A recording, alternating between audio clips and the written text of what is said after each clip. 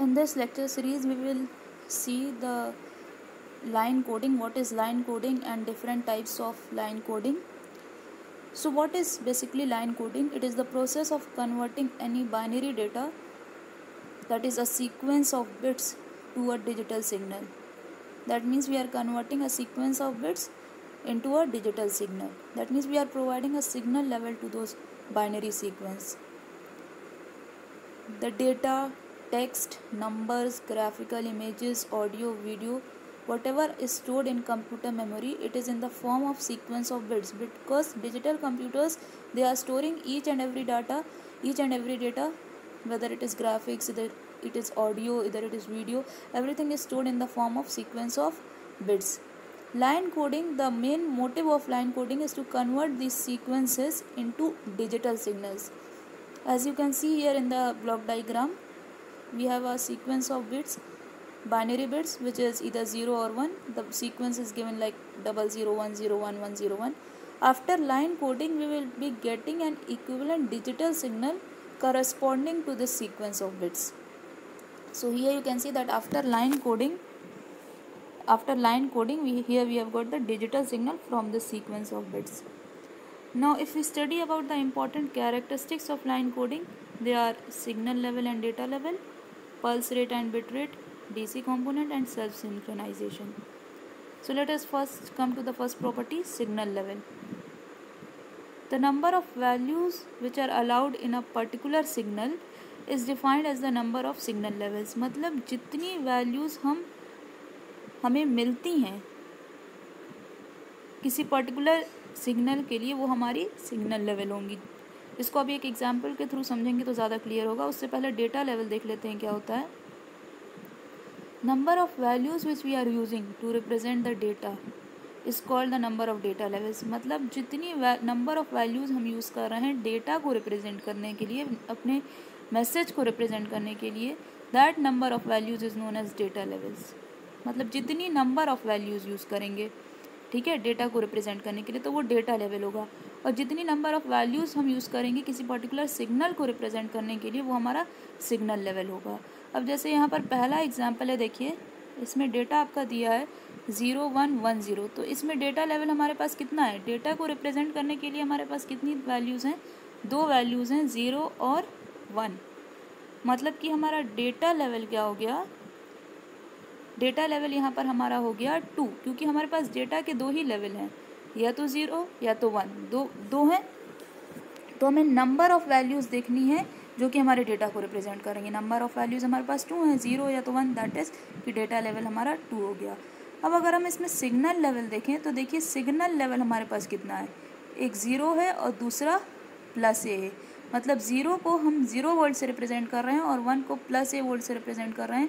तो सिग्नल को रिप्रेजेंट करने के लिए हमारे पास कितनी नंबर ऑफ़ वैल्यूज़ हैं? 2 नंबर ऑफ़ वैल्यूज़ हमारे पास हैं, या तो 0 या तो +A. यानी इस कंडीशन में हमारा सिग्नल लेवल भी कितना है? 2 है. अब यही हम दूसरा एग्जाम्पल देखते हैं. यहाँ पर देखिए हमारे पास डेटा को रिप्रेजेंट करने के लिए कितनी वैल्यूज़ हैं? 2 वैल्यूज़ हैं, या तो 0 या तो 1. सीधा एग्जाम्पल B. तो यहाँ पर हमारे पास डेटा लेवल कितना हो गया? 2 डेटा लेवल्स हो गए. लेकिन अगर अब आप सिग्नल को रिप्रेजेंट करने के लिए देखिए आपने कितने लेवल्स यूज़ किए हैं? 0 यूज़ किया है, +A यूज़ किया है और -A भी यूज़ किया हुआ है. मतलब सिग्नल के लिए कितनी वैल्यूज़ यूज़ हुई हैं? 3 वैल्यूज़ यूज़ हुई हैं. तो सिग्नल लेवल हमारा कितना हो गया? यहाँ पर 3 हो गया. So you can see in both the cases the data level was same because we have used only 2 number of values to represent the data, which was 0 and 1. But the signal levels was different in both the cases because in the first case we were using only 2 levels of signals, that was 0 and +A, and in the second we were using 3 levels of signal or 3 values of signal, which was 0, +A and -A, and so the signal level was 3.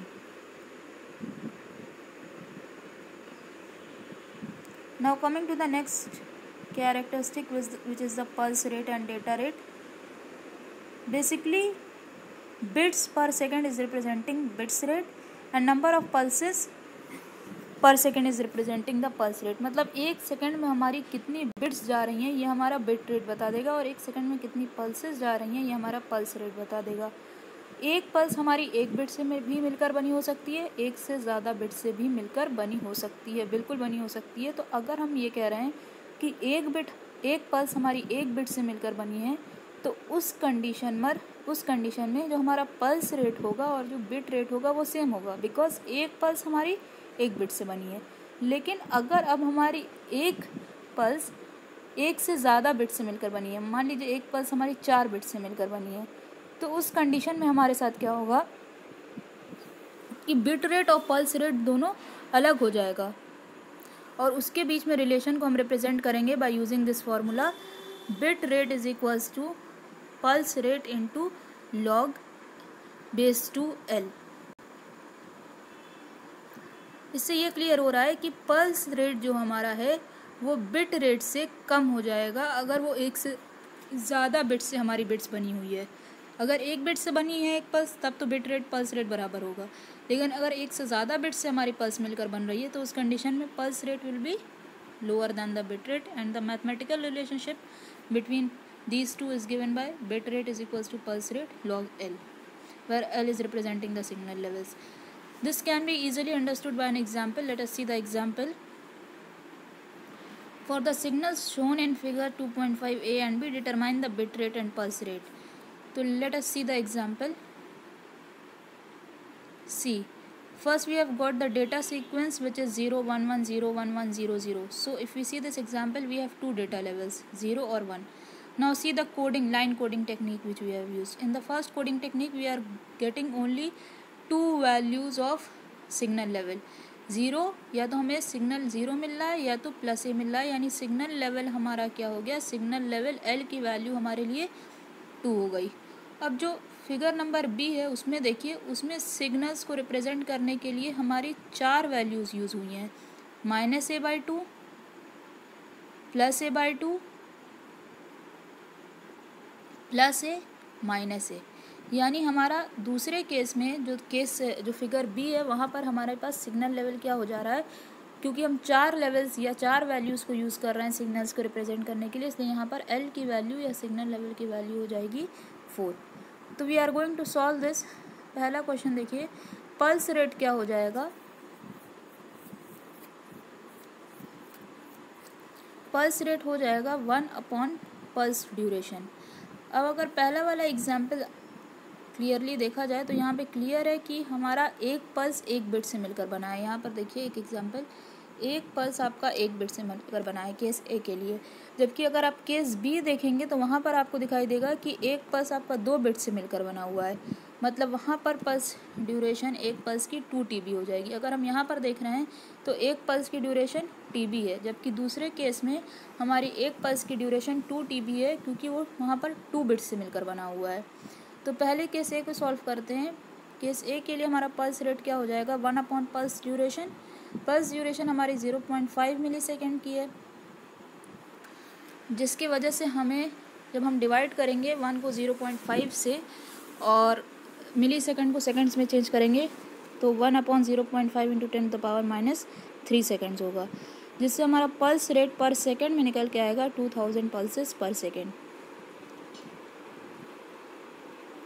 अब यहाँ पर मिली second को हमने second में इसलिए change किया हुआ है क्योंकि हमें जो पल्स रेट निकालना है वो पर सेकेंड में निकालना है, इसीलिए हमने पहले मिली सेकेंड को सेकेंड में चेंज किया था।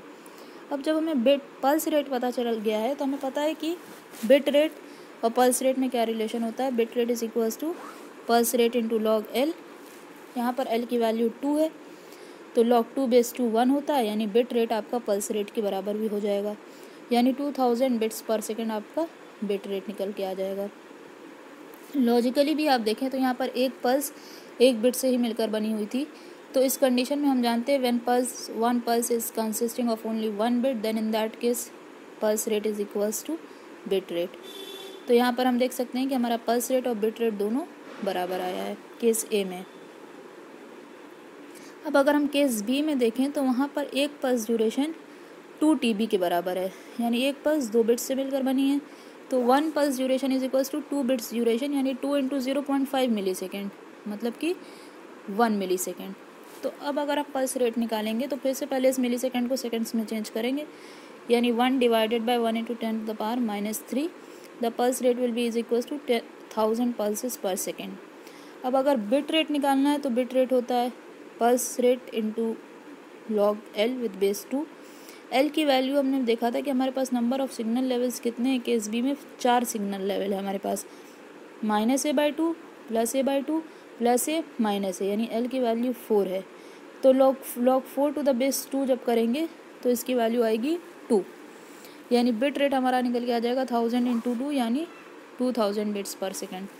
तो यहाँ पर आप देखिए जो आपका पल्स रेट निकल के आया है वो बिट रेट से कम है। पल्स रेट आपका 1000 पल्सेस पर सेकेंड है और बिट रेट आपका 2000 बिट्स पर सेकेंड है। और ऐसा क्यों है, ये क्लियर है क्योंकि एक पल्स हमारी एक से ज़्यादा बिट से बनी हुई है।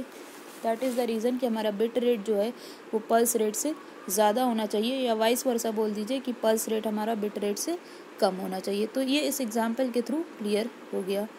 अब नेक्स्ट कैरेक्टरिस्टिक्स पे अगर हम आते हैं तो नेक्स्ट कैरेक्टरिस्टिक हमारी है डीसी कंपोनेंट। अगर कोई वेवफॉर्म हमें दिया है और उसकी डीसी कंपोनेंट को हमको स्टडी करना है।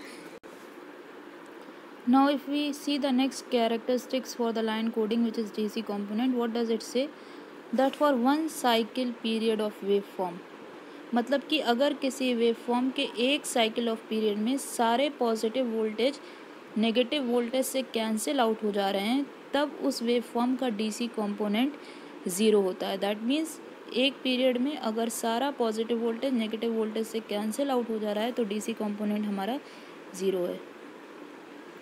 लाइन कोडिंग में any signal with a non zero DC component is treated as a distorted one and it can create error, मतलब कि अगर हमारा डीसी कंपोनेंट ज़ीरो नहीं है तो वो सिग्नल जिसका डीसी कंपोनेंट ज़ीरो नहीं है, या हम कह सकते हैं जिसका नॉन ज़ीरो डीसी कंपोनेंट है, उसको डिस्टॉर्टेड सिग्नल कंसिडर किया जाता है और वो हमारा एरर क्रिएट कर सकता है रिसीव्ड सिग्नल में। यानी डिज़ायर्ड प्रॉपर्टी लाइन कोडिंग की क्या मांगती है कि उसका डीसी कंपोनेंट ज़ीरो होना चाहिए, मतलब पॉजिटिव वोल्टेज नेगेटिव वोल्टेज से कैंसिल आउट हो जाना चाहिए फॉर गिवन साइकिल पीरियड। ऐसा इसलिए because these signals which have DC component, that means which don't have zero DC component which possess a DC component, they cannot pass through a transformer. Hence the signals which have zero DC component they are preferred, because those who don't have DC component zero they cannot pass through the transformer. So हमारी यही requirement है कि हमारा DC component zero होना चाहिए। अब इस DC component को हम एग्जाम्पल के थ्रू समझ लेते हैं। यहाँ पर हमें एक बाइनरी सीक्वेंस दिया हुआ है 10110010। अगर हम यहाँ डेटा लेवल की बात करें तो हमारे पास डेटा लेवल 2 है, क्योंकि हमने दो वैल्यूज़ यूज़ किया है अपनी डेटा को रिप्रेजेंट करने के लिए, जो कि हमारा 1 है और 0 है। अब आप दूसरा केस देखिए, केस नंबर ए, तो उसमें आप देख सकते हैं कि पॉजिटिव वोल्टेज नेगेटिव वोल्टेज से कैंसिल हो जा रहा है। जैसे यहाँ पर अगर आप देखेंगे तो यहाँ पॉजिटिव नेगेटिव से कैंसिल, फिर यहाँ पर 2 पॉजिटिव 2 नेगेटिव से कैंसिल, फिर ये 1 पॉजिटिव 1 नेगेटिव से कैंसिल, यानी सारे पॉजिटिव वोल्टेज सारे नेगेटिव वोल्टेज से कैंसिल आउट हो गए हैं। तो डीसी कंपोनेंट हमारा निकल के आया है ज़ीरो। डीसी कंपोनेंट ज़ीरो निकल के आ रहा है, मतलब कि ये लाइन कोडिंग टेक्निक में वी कैन से कि हमारा डिस्टॉर्टेड सिग्नल नहीं होगा, यानी कि रिसीव्ड सिग्नल में एरर नहीं होगा।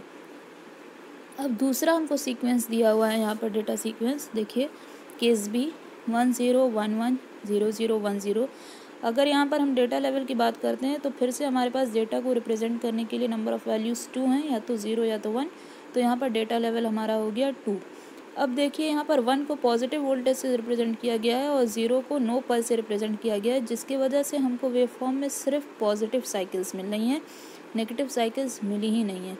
मतलब ये एक ऐसा वेवफॉर्म है जिसमें डीसी कंपोनेंट ज़ीरो नहीं होगा, यानी इसमें हमें पॉजिटिव डीसी कंपोनेंट या कह लेते हैं नॉन ज़ीरो डीसी कंपोनेंट मिलेगा। तो इस तरह के सिग्नल्स को हम कह सकते हैं कि ये डिस्टॉर्टेड होंगे और they will create error in the received signal. तो अगर केस ए और केस बी की बात की जाए और पूछा जाए कौन सा सिग्नल लाइन कोडिंग के रिस्पेक्ट में ज़्यादा अच्छा होगा, तो केस ए ज़्यादा अच्छा है, क्योंकि उसमें हमारा डीसी कंपोनेंट ज़ीरो हो जा रहा है। ज़ीरो होने का मतलब है कि signal with a DC with a zero DC components are preferred, यानी case A is better than case B, क्योंकि उसमें हमारा डीसी कंपोनेंट जो है वो ज़ीरो है। और वो ज़ीरो कैसे आया है, हमने देखा कि हमारा पॉजिटिव वोल्टेज नेगेटिव वोल्टेज से सारे कैंसिल आउट हो जा रहे हैं। डीसी वैल्यू एक्चुअली होता क्या है, DC value is average value. तो वही अगर हम एवरेज वैल्यू कैलकुलेट करें तो क्या पॉजिटिव नेगेटिव कैंसिल हो जा रहा है, यानी एवरेज वैल्यू कितनी हो गई, ज़ीरो हो गई। DC value and average value is the same thing, so that is the condition which we have